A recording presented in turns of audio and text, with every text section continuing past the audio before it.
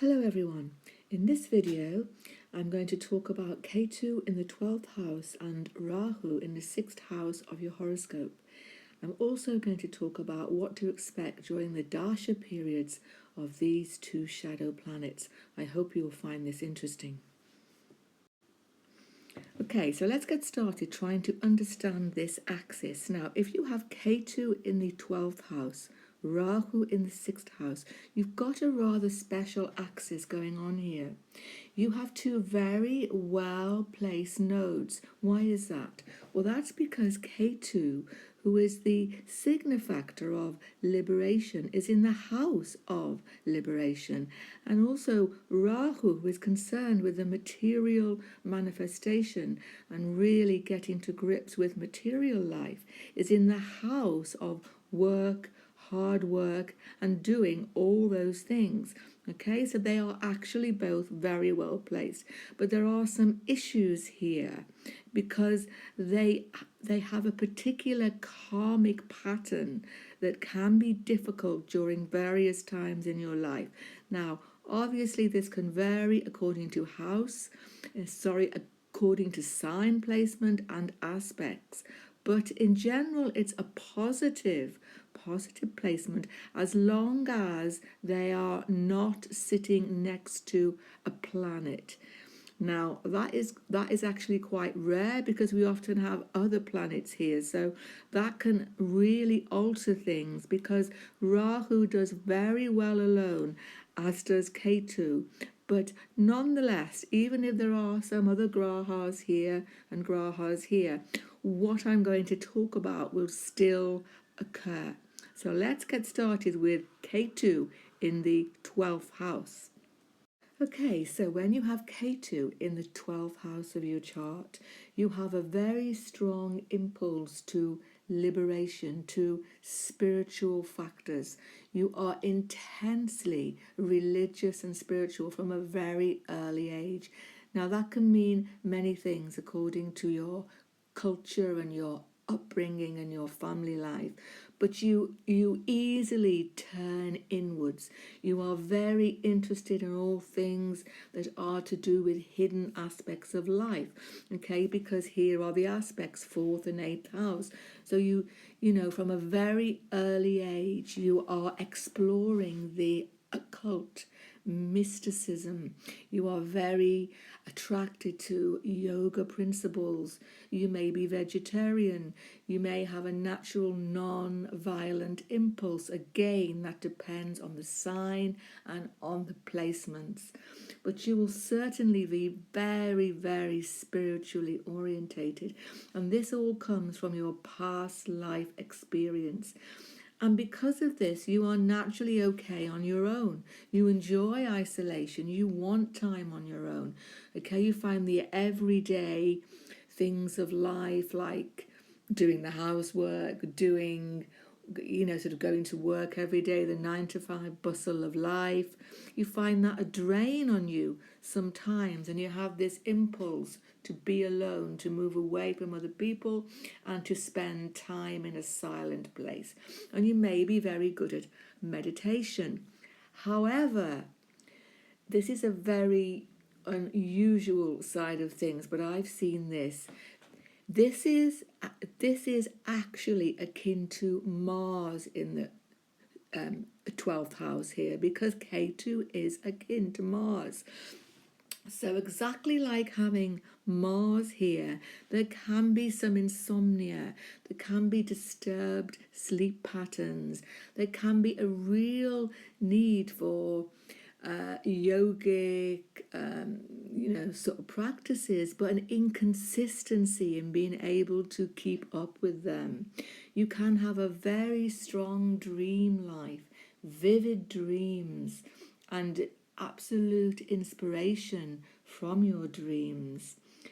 You also have a real desire for travel, foreign travel, which can be very difficult for you because Ketu indicates some sort of, that things don't go easy for you when you do go somewhere separate from your community, when you move away into foreign places.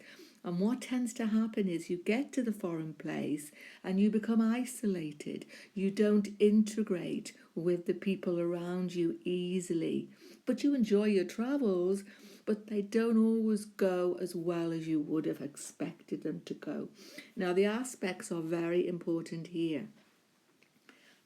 Okay, so because we have a fourth house aspect and an eighth house aspect, we are going to have issues with the mother from a very early age. There can be separation from the mother.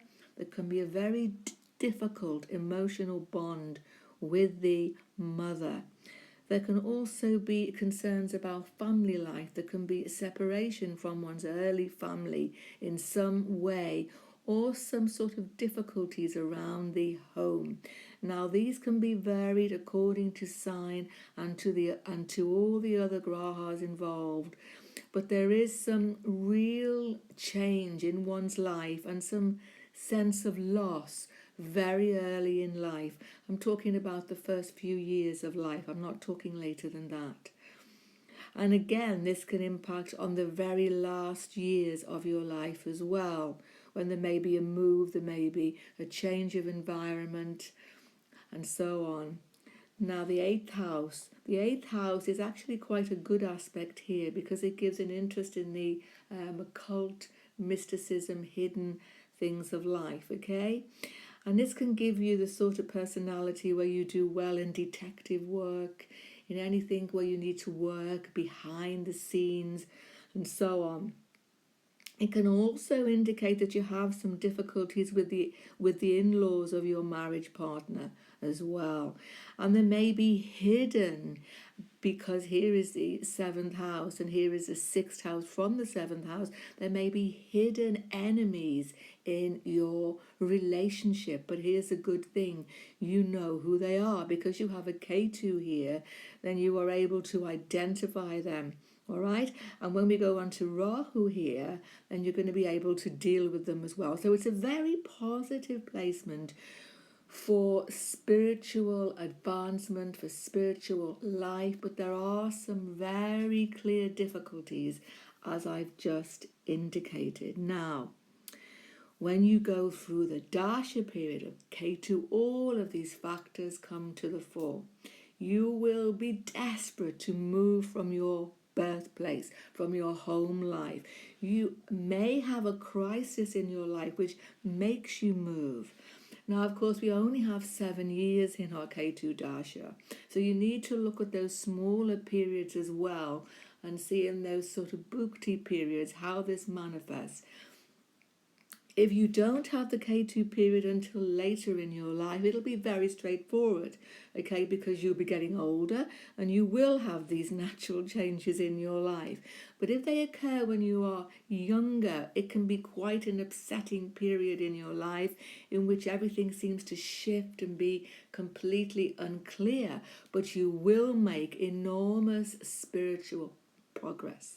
You will also have an insight into all sorts of occult and mystical factors, and these will be very positive for you.